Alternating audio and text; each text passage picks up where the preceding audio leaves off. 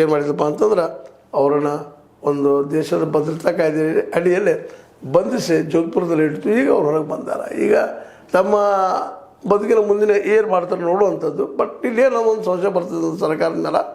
ತಮ್ಮ ವಿಚಾರಗಳನ್ನು ಒಗ್ಗದಂಥವ್ರಿಗೆ, ತಮ್ಮ ವಿಚಾರಗಳನ್ನು ವಿರೋಧ ಮಾಡುವಂಥವ್ರಿಗೆ ಈ ಒಂದು UAP ಆಗಿರ್ಬೋದು ಅಥವಾ NS ಆಗಿರ್ಬೋದು ಇವುಗಳ ಮೂಲಕ ಬಂಧಿಸುವಂಥ ಕೆಲಸವನ್ನು ಮಾಡೋದು. ಈಗ ಅನೇಕ ಲೇಖಕರ ಮೇಲೆ, ಪತ್ರಕರ್ತರ ಮೇಲೆ ಇಂಥ ಕೆಲಸಗಳು ಆಗಿದ್ದಾವೆ, ಇಲ್ಲಂತಲ್ಲ.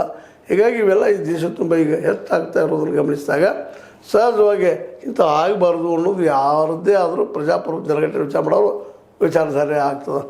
ಇರಲಿ, ಏನೂ ಆಗಲಿ. ವಾಂಗ್ಚುಕ್ ಅವರು, ಸೋನಮ್ ವಾಂಗ್ಚುಕ್ ಅವರು ಬಿಡುಗಡೆ ಆಗಿದೆ. ಈಗ ಅವರು ಏನು ಬೇಕಾಗಿತ್ತು, ತಮಗೇನು ಆಗಬೇಕಾಗಿದೆ ಅದನ್ನು ಹೇಳ್ಕೊಂಡು ಮಾಡ್ಕೊಳ್ಳುವಂಥದ್ದು ಒಂದು ಮೂಮೆಂಟ್ ಮಾಡೋದ್ರ ಸಹಿತ ಒಂದು ಶಾಂತಿಯ ಮಾರ್ಗದಲ್ಲೇ ಗಾಂಧೀಜಿಯವರ ಹಾದಿಯಲ್ಲಿ ಹೋಗೋದು ಭಾಳ ಯೋಗ್ಯ ಅಂತ ಅವ್ರು ತಿಳ್ಕೊಂಡವ್ರದ್ರೆ ಅವರಿಗೆ ತಿಳಿದುಕೊಳ್ಳುವಷ್ಟ ಇಲ್ಲೇನು ಅಂಥ ಒಂದು ಘಟನೆ ಆಗಿಲ್ಲ.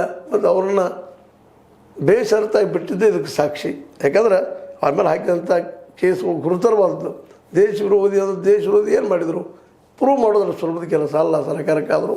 ಒಬ್ಬರ ಮೇಲೆ ಆರೋಪ ಮಾಡೋದು ಭಾಳ ಸುಲಭ, ಅದು ಪ್ರೂವ್ ಮಾಡುವುದು ಇರ್ತದಲ್ಲ ಅದು ಭಾಳ ಕಷ್ಟದ್ದು.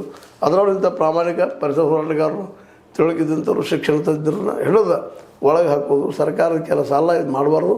ಜೊತೆಗೆ ಅದಕ್ಕೆ ರಾಜ್ಯದ ಸ್ಥಾನ ಕೊಡೋದ್ರಲ್ಲಿ ಏನು ತಪ್ಪಿಲ್ಲ. ಅಲ್ಲಿ ಜನಕ್ಕೂ ಸಹಿತ ಅಷ್ಟು ಒಳ್ಳೆಯ ಓದು ಮತ್ತೇನು ಮಾಡೋಕ್ಕೆ ಹಾದಿಗಳಾಗ್ತಾವೆ ಅನ್ನೋದು ಅಷ್ಟು ಸತ್ಯದ. ನೋಡಿ ಏನು ಮಾಡ್ತಾರೆ ಇನ್ನು ಕೇಂದ್ರ ಸರ್ಕಾರ. ಆದರೆ ಈಗ ಅವ್ರನ್ನ ಹಿಡಿದ ಮತ್ತೆ ಬಿಟ್ಟಿದ್ದು ಕೇಂದ್ರ